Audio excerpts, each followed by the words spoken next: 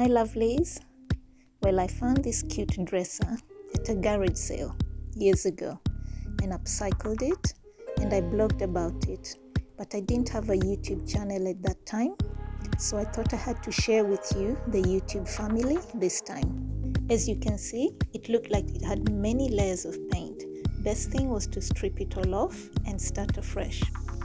So I tried everything and nothing was stripping it. The paint was not shifting one bit.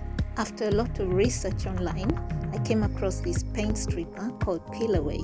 For this to work, it involves mixing the contents as instructed in the manual, then applying the paste onto the item or area. Leave it for a few hours to react with the paint layer. You then take a spatula to peel off the paint. It will leave you with that bare, fresh wood to allow you to start from the beginning. After the wood treatment has dried up, go ahead and use your primer. And after that dries, use your favorite paint brand and color to give your upcycled item or furniture a new lease of life.